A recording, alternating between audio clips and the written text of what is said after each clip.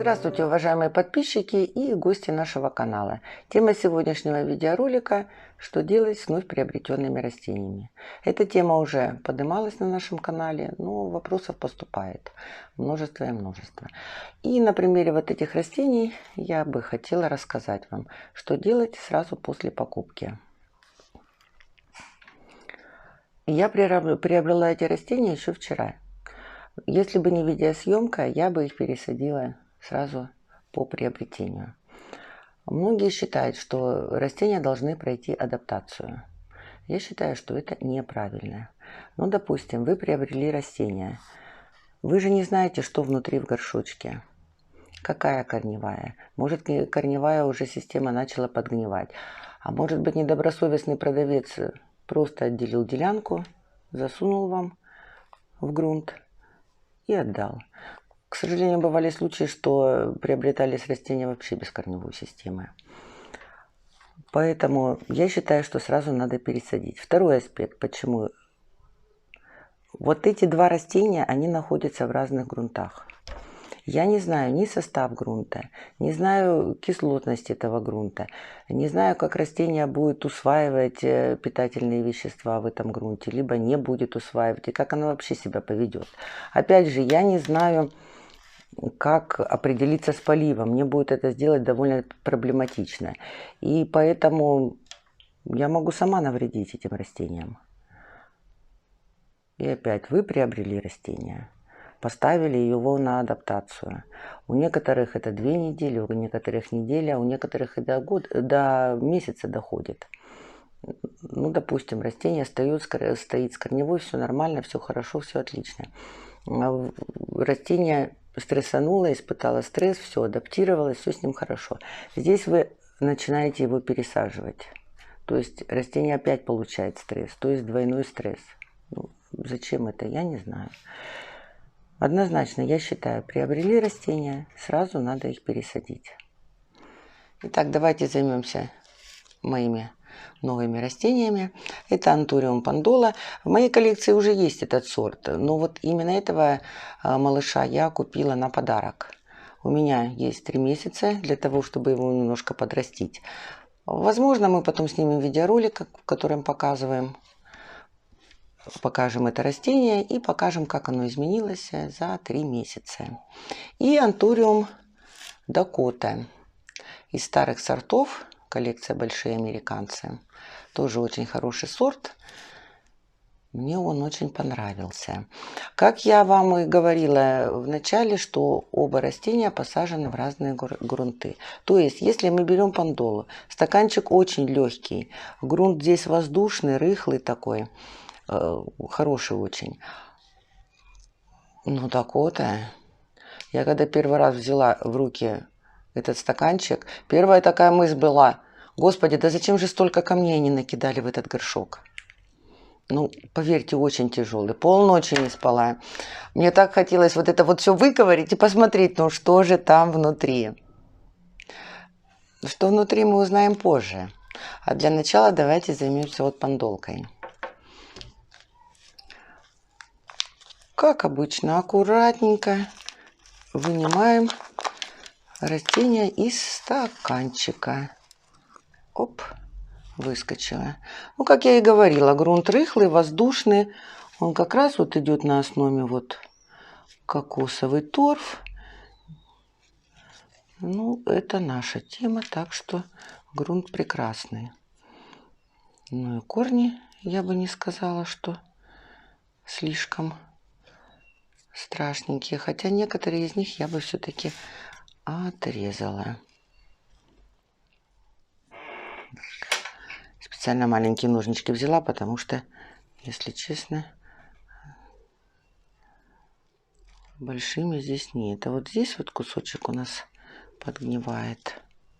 И, ну и все. Здесь у нас остатки грунта. И вот этот, наверное, еще тоже уберу. Как-то он меня смущает. Какой-то он, кончик у него вялый. И здесь кончик подровняем, скажем так. Ну, остальные корни хорошие, они такие упругие, просто они в грунте находятся. Поэтому кажутся темненькими, страшненькими. А так, в принципе, все отлично, все хорошо. Обмывать, смывать этот грунт я не буду. Тем более ни замачивать, ни в какими-то фунгицидами пользоваться тоже не буду. Корни хорошие. Берем горшочек, как обычно. Любимый двойной горшок. Любимая сеточка на дно горшка ложится, чтобы исключить контакт нижнего слоя грунта с излишками влаги, которые будут здесь собираться. Грунт второго состава. Вы все его отлично знаете. Ссылочку я оставлю в описании к видео, если кто-то еще не в курсе. Так, насыпали на дно. Все это вы знаете. Моя любимая микориза. Без нее никак. Ее подсыпаем сюда.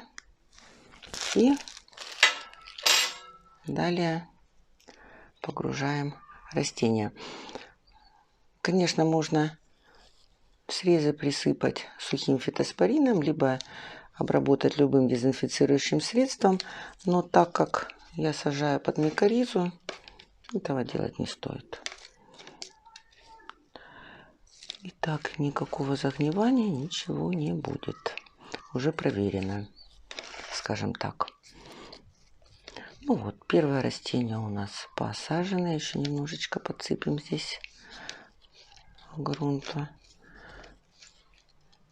Вот, подола красавица. Я так думаю, очень быстро пойдет в рост. О, красавица.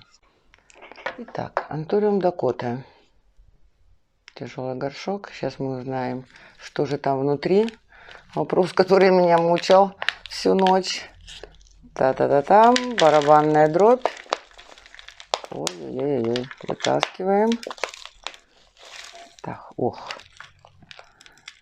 Что-то совсем прям все так грустненько. Посмотрите. О. Это я еще усилия прилагаю, чтобы его раздавить. Грунт, конечно, очень тяжелый. Очень тяжелый. Вот. Камней я здесь, конечно, не наблюдаю. Но внимательно рассматривала этот грунт. Камни все-таки есть. Но остальное здесь чуть-чуть перлита, вермикулита, огородная земля. Мне даже кажется, это не магазинный грунт, это огородная какая-то земля. И с добавлением песка. Вот еще один камень. Ну, грунт очень ужасный. И, соответственно, корневая система растения. Развита слабо, плохо. Изначально я хотела посадить это растение в постоянный горшок. Вот уже приготовила все. Но, глядя на эту корневую, на само растение, пришла к выводу, что лучше мне посадить его во временный горшочек. Так как сейчас растение попадет в хороший грунт, начнет быстренько наращивать молодые корешочки, и через какое-то время мне придется его вытащить, обрезать вот эти вот все старые корни и оставить только молодые. Поэтому будем сажать его во временный горшочек. Грунт все тот же, грунт второго состава.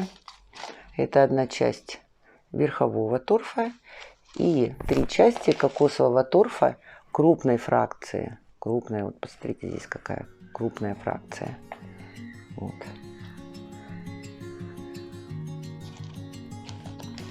Так.